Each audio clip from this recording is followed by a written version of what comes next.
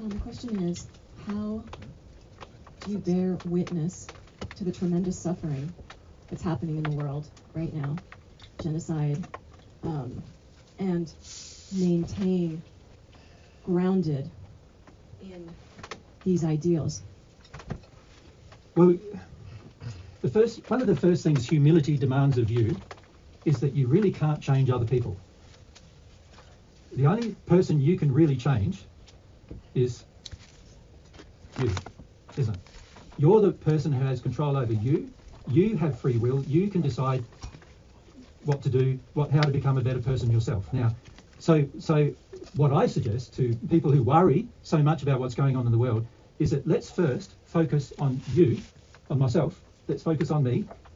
Let's focus first on how loving I am, what my definition of love is, how my definition of love may be creating some evil in the world even. Because many of you don't realise that actually your current definition of love is creating evil in the world. And we can go through some of those things, when we talk about God's standards versus human standards. So some of your current definitions of love certainly do create evil in the whole world, not just for your own life. But if I can work through that, if I have a goal, personal goal, to address my state of the use of my will in this loving manner, then I will improve. Once I've improved, I now have the internal capacity to inspire others to make the same improvement. Right? It is only by people's souls actually changing to have these ideals that any improvement in the world will occur. Only by that. Right? I would even go further and say human love is fickle. One day a person's in love and then the next day they hate each other. Right? So that's how fickle human love is, but God's love isn't fickle. So if you receive God's love on top of these ideals, you will get to the stage where you're not fickle in the way in which you express your love. Your love will be evenly expressed to every person. Your partner will experience the same level of love, aside from it with your partner being sexual, and that will be the only sexual relationship. The rest of your love will be to the same level as you have with your partner for every person you meet, right? If you're not fickle. But if you're fickle, you will decide, my children are more important than my neighbour's children. My country is more important than my neighbouring country. You'll decide that my life is more important to get what I want out of my life than it is for a person in Africa to get what he wants out of life. And as soon as you create these inequalities, violence and war and genocides, and they're all possible after that, right? So we must see where it starts. It all starts with the individual making change. Now, the problem for us in Western society is that we have been the worst perpetrators, historically, of abuse of the world than any other places in the world. Mostly because of the power that's wielded by people in the West. Now, you have economic power that other countries don't have. You have, and this applies to Europe, you're in the EU, right? The EU is a huge economic powerhouse, right? It finishes up raping the resources of other countries in order to maintain that power. We are a part of that. But if I become more loving, I will learn ways to lovingly protest, not protest in the sense of march, but my heart will no longer agree with what is happening. And then as my heart doesn't agree, then of course, if your heart doesn't agree and my heart doesn't agree and then a million others' hearts don't agree, now we have power to change other systems like governmental systems, medical systems, environmental systems, economic systems. All the systems of the world can change, but they can only change if we understand what love is. And if we think our version of love, which I said, remember at the beginning yesterday, I said our version of love is in the first sphere. Unless our version of love changes, how can we influence others to change? So my feeling is focus on your love changing. Focus on your development of these qualities. And as you do, you will then have the power through talking to people to influence them to make similar decisions. And when they are also influenced to make similar decisions and become more loving, then there's a group of people who are more loving. And then eventually a country of people who are more loving. And then eventually a whole environment of people on all earth more loving. That is the way it's going to happen. But God is not going to change anything for us. And the reason why God won't is because he lets humans fix their own problems. We created this problem. We need to fix it. Make sense? Yes. You still want to say something? I was just going to add, your actual question was about bearing witness. It's about bearing witness. Yes, and I feel bearing witness is important. A lot of Westerners do not bear witness to the suffering that happens on the planet. Say what you mean by bearing witness, though. Yeah, so seeking truth about what's happening in the world and being able to state it, feel about it, be aware emotionally of what's happening in the experience for others. I think the only way that we can effectively do that is through implementing these principles, because a lot of us, when we first start bearing witness, if you like, looking at what's happening, it stirs up a lot of feelings in us, and unless we're humble, we're not going to be loving about the situation. We're going to respond in anger or indignation. It's going to remind us of something that happened in our family or my childhood, and we're going to want to stop things in a very unloving way. We're going to act violently in our emotions or our actions just to try to manipulate the external events, rather than bearing witness, if you want to use that term, and feeling about what that's bringing up and allowing that to help us to grow towards love, to being truthful, to having the capacity to experience our own pain and suffering, and then act in response to other people's pain and suffering in a way that's not affected by our stored pain and suffering. Because most of the people in the world who are trying to alleviate other people's pain and suffering are doing so because they're trying to alleviate their own pain and suffering. And actually it's not very effective if we look around the world. It's also very selfish. It is, and it's missing that first step of humility. And so I think being able to bear witness, or to be able to see what's happening, and not be insular in my own little life, to see what is happening is an act of love, and to have compassion for it. But it's not something that happens automatically for people because they've got stored pain.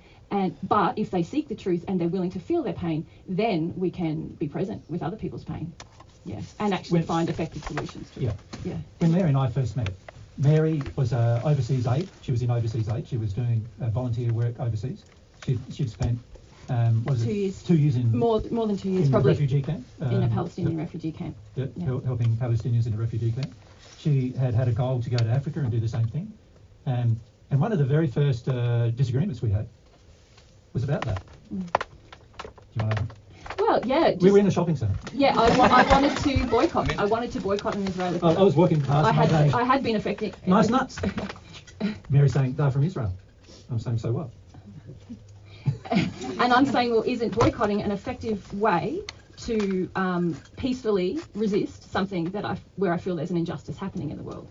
And this started this conversation, which really led to me giving you this answer, really, about the fact that I was feeling I was carrying a lot of pain in myself that resonated with the people that I'd been living with for 2 years. I'm Palestinian, by the way. Oh, yeah. So I was feeling very connected to this pain and suffering in your history, and I was feeling very... And anybody who's sensitive surely would be. Yeah. It's a pretty tough history. And then we had this discussion about, well, do I want to love both Israelis and Palestinians? Do I just want to cease the suffering of the people that I was connected to? And was I really considering how my actions might affect everyone, and more than that, how my feelings were affecting things, But you also wanted change without understanding the dynamics, without understanding the spirit dynamics, without understanding the spirit influences in both countries, without understanding the religious influences in both countries, so without I just sort of wanted the errors in those religions in both countries. Boycott is an act of hatred, no? Well, yeah, that's what I've come to believe, that boycotting is actually an act of rejection and division and hatred. But at the time, I was full of, I want to change the world in a peaceful manner. What do I have at my fingertips? And that's what I had decided. And my position has changed. Yeah. But it's the real solutions are more complex. They require more of us than just boycotting or protesting or getting angry or writing an angry splurb. Or all of those things are ineffective. Because there's no heart change and there's no personal commitment to dealing with our own pain and suffering first. Not only that, it doesn't address the actual causes.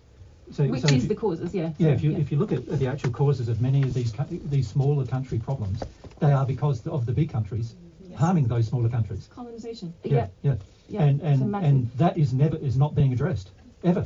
And to have a proper addressing of any problem, you must address its cause, not just its effects. And what we were talking about, Mary and I, a lot was that, do you want to keep dealing with the effects of problems? Because there's going to be problem after problem after problem after problem that keep on getting caused. And if nobody addresses the causes, because nobody seems to want to a lot of the time, because everybody thinks it's too hard or it's too difficult or it's too big or whatever, nobody wants to really address the cause. So what we do is we get involved a lot of times for selfish reasons, in just solving the effect, because it makes our guilt or our feeling of everyone's suffering go away a bit.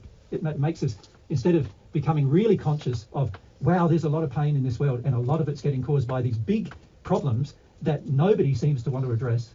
So how do you address those? How do you decolonize everything? Yeah. You have to bring love, truth, and humility into every problem first. That's the very first thing that needs to happen. Every problem has a solution, but it's going to require also, if you think about it, some bravery, isn't it? Like, Mary and I go around the world, we criticise almost every government, we criticise almost every religion. We criticise because there's no love in them. You know, on earth there's hardly any love in anything, is the reality. And we criticise governments, we criticise religion, we criticise personal people's situations, their families. We don't do it because we're critical, we do it because we're saying, here's the ideal of love, and here's where you're not measuring up, and that's the reason why we've got all this unhappiness. Right? That's the reason why we do it. But everybody feels it as criticism, of course, and so then most people, when truth and error confront each other, truth is just happy to present itself. Error is not happy just to present itself. Error wants to fight for itself. It wants to get violent for itself. Justify. It wants to justify itself. Right? We even see that in you yesterday. Many of you were in that place already yesterday, fighting for, coming up with intellectual arguments or reasonings, trying to fight for the error. And we watched an interaction between Pierre and Maxine last night. Both of them fighting for their error. It's like, and this has to change if we're going to actually change anything else, right? So what we need to do is we need to understand the standards of these things. Once I understand them and I feel them, now I can share them. I'm in a place where I can share them. And I'll reflect them, actually. That even more in my important day-to-day than life, sharing I'll reflect them. I'll reflect them in my interactions. And also, because love is the opposite of fear, I won't be afraid. No matter who attacks me for it, no matter who belittles me for the sharing, you won't be afraid doing it. You will go, it's right. What I'm doing is right, so I'm going to do it. It's like, but as soon as you enter into sort of like an emotional, violent attack of somebody, or a deep resistance inside of yourself about going to a place of humility, or any of those places, you don't realise that we're actually participating in the reason why the world is like it is in those places. Mm-hmm. Right? So it's very important that these things firstly are understood by the individual, which is the reason why Mary and I spend most of our time teaching about these things. And then groups of people, if they make these changes, can now bring the same change into systems. So the political system of the world, the political system of the world is absolutely stupid. Like, to be frank, like even democracy is stupid, because it's like you look at democracy, everybody votes, but do the people with 90% of the vote get in? No. Who gets in? Oh, the people with 34% of the vote. And we go, how does that work? Well, is that democracy where 34% of the people are happy, and the other 66% of the people are unhappy? But because there was 3 or 4 parties and they were all voting on a party level, one got 34% of the vote, one got 30% of the vote, one got 28% of the vote, and so forth. The one with the most percentage of the vote gets in. That doesn't make any sense at all. Wouldn't it be better to have a democracy based upon a region sets up like 15 different areas of interest, so technology, arts, music, road, science, infrastructure, and so forth. There's all these different regions, and they have a choice of voting in the expert from their region on that subject, and there might be 5 different experts on that subject, and they all have to vote in who they want, and the person with the most votes on that subject gets to represent them elsewhere, right, in government or whatever. Now we're talking about each region being represented more fully, also on subjects where the people who are voted in actually know about them, because I've met most politicians I've met, they don't know anything about even the area of expertise they're meant to be in. So how can they make wise decisions? Like I know they've got a team of advisors, but why aren't one of those advisors in their position? Like, it doesn't make any sense to vote someone in who knows nothing about it, when there's an example of that is there's a medical professional who can make decisions about medicine, and we're voting in a politician who knows nothing about medicine and giving him the portfolio of medicine, when the medical professional is right, they're advising him that he should be the one, who's in that responsibility, making that decision. And then why is it that in these governmental systems in democracy that they all get together and they all vote on a subject, but it's not the experts voting on the subject? There's all these party political, some party says this and some party says that, and some party has this doctrine that says this. They're basically religions. being portrayed as politics, really. And all they're doing is saying, oh, we're going to adhere to our party policy and we're going to vote in line with our party policy. But who cares about party policy? Don't you just want the best thing to occur? Of course we do. So you know, democracy is said on earth to be the best form of government. Absolute crap. At the moment, the way democracy is, it's not democracy. It's like 30% of the people have a vote. In some countries where voting is not mandatory, only 20% of the people vote because they're sick and tired of voting, and the whole thing just continues. Nobody wants to change it because nobody wants to bring more love into it.